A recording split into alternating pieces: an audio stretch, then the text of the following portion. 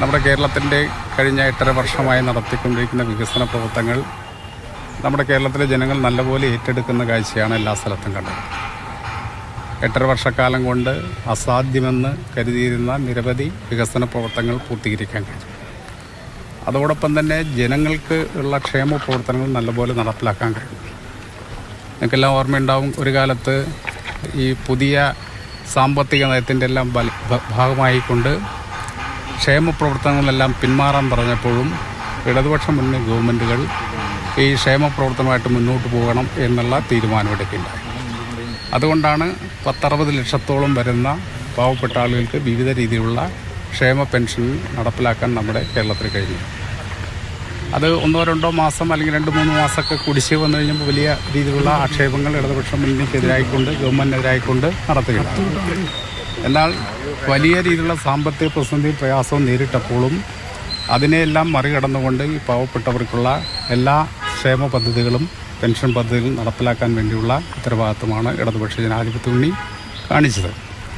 തീർച്ചയായിട്ടും ഇവിടെ 45,000-ത്തോളം ആളുകൾ വിവിധ ക്ഷേമ പെൻഷൻ വാങ്ങുന്ന ആളുകളാണ് ഈ മണ്ഡലത്തിലുള്ള. അവർക്കെല്ലാം 2 ഗഡു നേരത്തെ കൊടുത്തു, ഇപ്പോൾ 1 ഗഡു കൂടി കൊടുത്തു. ഇനി ഏതാനും ഗഡുക്കൾ മാത്രമാണ് അവശേഷിക്കുന്നത്. സാമ്പത്തികമായിട്ട് നമ്മുടെ സംസ്ഥാന ഗവൺമെൻറ് ഞെരുക്കാൻ വേണ്ടിയുള്ള വലിയ പരിശ്രമമാണ് കേന്ദ്ര ഗവൺമെൻറ് ഭാഗത്തുണ്ടായത്. അങ്ങനെ സാമ്പത്തിക പ്രതിസന്ധിയിൽ ഇടതുപക്ഷ ഗവൺമെൻറ് പെടണമെന്നും അങ്ങനെ ജനങ്ങൾക്ക് കൊടുക്കേണ്ട ആനുകൂല്യം കൊടുക്കാതിരിക്കണമെന്നും അങ്ങനെ ജനങ്ങൾ ഇടതുപക്ഷ ഗവൺമെൻറ്റിനെതിരായിക്കൊണ്ട് തിരിയണമെന്ന് ആഗ്രഹിച്ചു.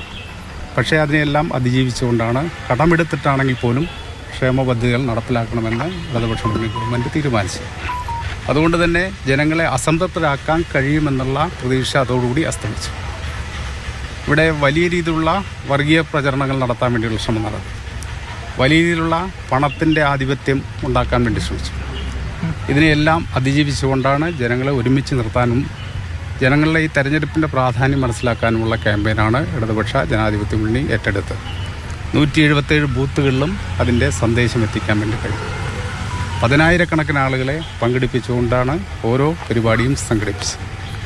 അപ്പം ഞങ്ങൾ നോക്കുമ്പോൾ ബൂത്തുകളിൽ മാത്രം നടത്തിയ ക്യാമ്പയിനിൽ ഇവിടുത്തെ വോട്ടർമാരിൽ പകുതി അധികം ആളുകളെ കുടുംബയോഗങ്ങളിൽ എത്തിക്കാൻ വേണ്ടി കഴിയും. കൺവെൻഷനുകളെല്ലാം ഏറ്റവും ഗംഭീരമായിട്ടാണ് നടത്തിയത്. അതെല്ലാം ജനങ്ങൾ വലിയ ആവേശമാണ് ഉണ്ടാക്കിയിരിക്കുന്നത്.